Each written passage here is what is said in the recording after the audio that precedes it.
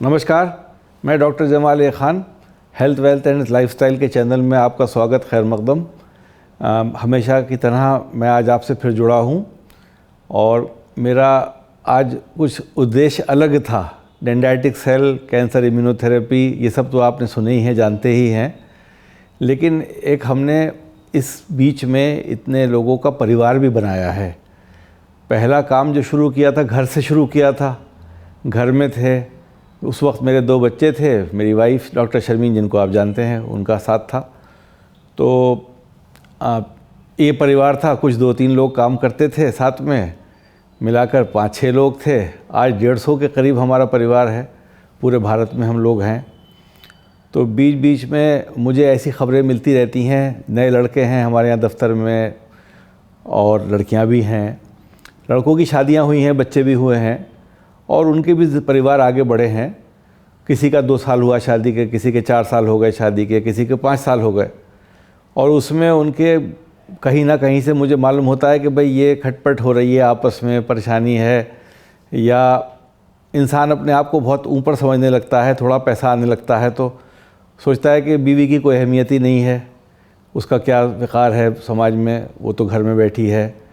और ऐसा भी होता है कि जो परिवार चलते हैं उससे पहले के वो लोग भी क्या करते हैं कि बेटे को ज़्यादा अहमियत देते हैं, बेटी को उतनी अहमियत नहीं देते। आज की तारीख़ में भी ऐसा होता है हिंदुस्तान में। ये मैंने अभी इन सब चीज़ों में सीखा। तो हमेशा हम बात करते हैं औरत के डेवलपमेंट की, फ़ीमेल एम्पावरमेंट जिसको बोलते हैं। एम्पावरमेंट की बात की है। एम्पावरमेंट का मतलब तो ये है कि आपने उसे पावरफुल बना दिया। बराबरी का दर्जा भी देना बड़ा मुश्किल हो जाता है समाज में। बराबरी भी करना, बराबर में आ जाए, वो भी बहुत मुश्किल है। हर परिवार में यही सब चीज़ें हैं, यही सब बातें हैं। तो इस पे थोड़ा सा मैं विस्तार से रोशनी डालूंगा कि मैंने किस तरीके से अपने परिवार को बनाया, अपने थॉट्स को रखा, अपने सिद्धांत कायम किए शुरू से, और उन सिद्धांतों को मैंने अपने बड़ा परिवार जो हो गया उस पर भी कैसे चलाया और कैसे मैं काम करता हूँ, जिससे थोड़ा सा ये उद्देश्य मिले कारपोरेट हाउसेस को, बड़ों को, कि हमें वुमेन एम्पावरमेंट साइलेंटली कैसे दे देना है औरतों को, जो घर में रहती हैं उनको भी, जो होम मेकर्स हैं, जिनको हम पहले हाउस वाइफ कहा करते थे, जिनको हम सोचते हैं कि वो जो है हमारे घर के काम कर रही हैं, लेकिन आपको अंदाज़ा नहीं होगा कि घर के काम बहुत ज़्यादा होते हैं।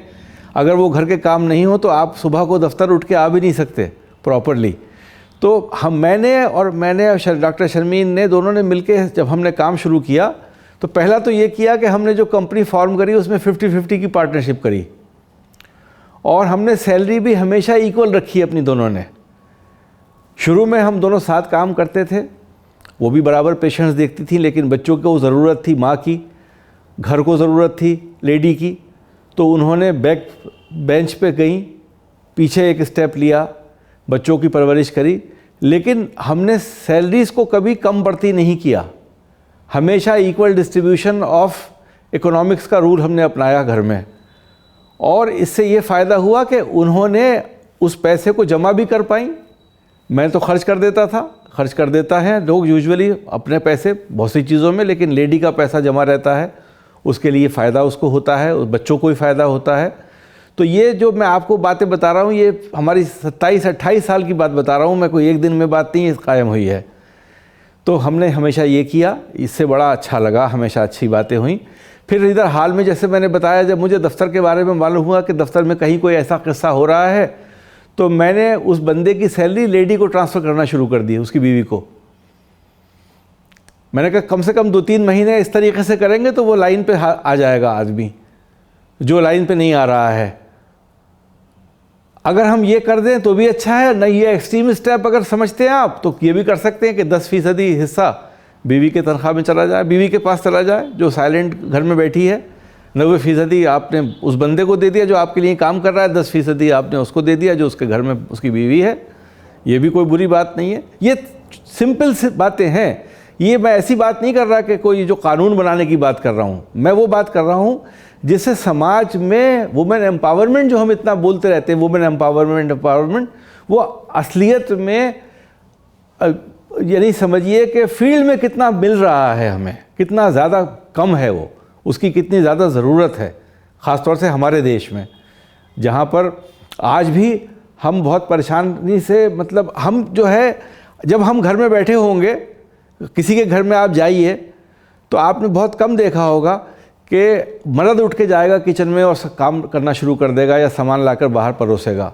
सब बेचारी औरत ही करेगी या उसके घर में जो लेडी होगी दूसरी काम करने वाली वो करेगी। इस तरीके से ये जनरल ही पूरा हिंदुस्तान में सब यही सिस्टम चलता आया है, यही चल रहा है। तो एक ये बड़ा इम्पॉर्टेंट पहलू है, मैं समझाने की बार-बार आपसे कोशिश ये कर रहा हूँ कि हमें जिम्मेदारी लेना है एज अ कॉरपोरेट हेड या एज अ कंपनी हेड कि हम अपने बड़े परिवार को कैसे इकट्ठा रख सकते हैं, कैसे सबको इक्वल राइट दे सकते हैं और कैसे उनकी इम्पोर्टेंस कायम कर सकते हैं सोसाइटी में। तो इस विषय पे मैं बात करना चाहता था। और इससे क्या होगा, इससे देखिए हुआ क्या, मेरे साथ क्या हुआ, मैं अपना ही बता दूं आपको कि भाई मेरे परिवार में जब हमने ये दोनों ने ये तय किया कि एक को बंदे को काम करना है, एक को घर में रहना है, किसी वक्त आ जाएं, मैनेजमेंट देख लें। काम ज़रूरी नहीं है कि पेशेंट से बात करना ही काम हो, पेशेंट से बात करने में बहुत समय जाता है, बहुत वक्त लगता है। तो क्या सुपरविज़न कर सकती है मैनेजमेंट बीवी? तो हमारी जो डॉक्टर शर्मीन है वो मैनेजमेंट करने लगी दफ्तर का, वो घर बैठे भी हो जाता है, दफ्तर आके भी हो जाता है। उनको इंटीरियर्स का बहुत शौक़ है, तो जो भी आप हमारे घर ऑफिसेज़ में या कंपनी में जो चीज़ें देखते हैं, जो भी उनके बैनर्स बनाती हैं, पोस्टर्स बनाते हैं, पब्लिसिटी का मटेरियल होता है, सब उनकी क्रिएशन होती है। वो भी टाइम कंज्यूमिंग होता है, लेकिन घर से बैठ के हो जाता है। ये चीज़ें हुई, उससे ये भी फ़ायदा हुआ कि हमारे बच्चे भी, ऊपर वाले की करम है अल्हम्दुलिल्लाह, उसका बड़ा रहम है कि हम बच्चों को भी अच्छी परवरिश दे पाए। हमारे बच्चों ने अच्छी पढ़ाई करी, अच्छी यूनिवर्सिटीज़ में पढ़ा और वापस लौट कर घर आना चाहते हैं। ये भी आज की तारीख़ में बहुत बड़ी बात होती है, मैं समझता हूँ।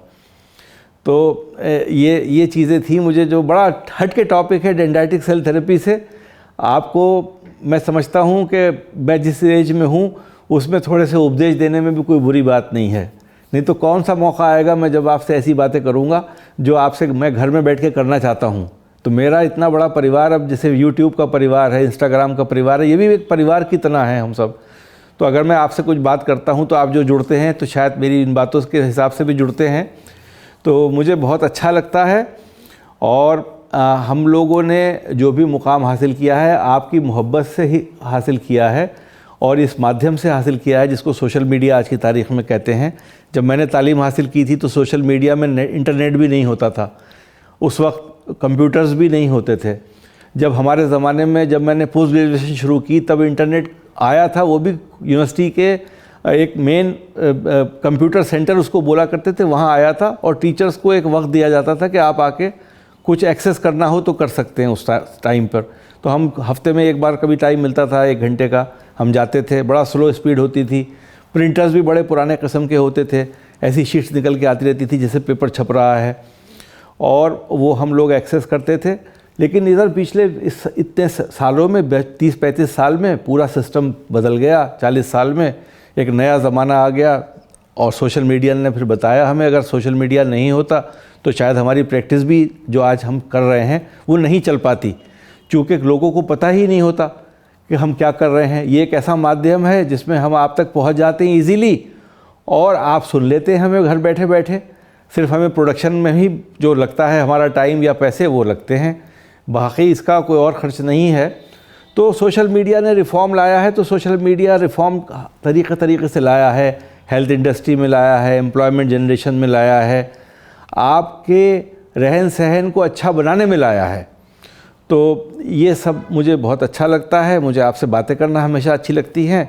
कुछ परिवारों का इससे भला हो जाए, कुछ लेडीज़ को समझ आ जाए कि उनके क्या हुकूक़ हैं, उनकी क्या ज़रूरतें हैं, कैसे पूरी की जाएं, और ऊपर के मैनेजमेंट को समझ में आ जाए, जिसके लिए मैं ये बात कर रहा हूँ। तो इससे रास्ते खुलेंगे, रास्ते बनेंगे। नेशन बिल्डिंग है ये। जैसे हमारे प्रधानमंत्री कहते हैं कि अपने कार्य करो तो नेशन बिल्डिंग का कार्य करो, तो नेशन बिल्डिंग ऐसी ही होती है, brick by brick, brick by brick होती है।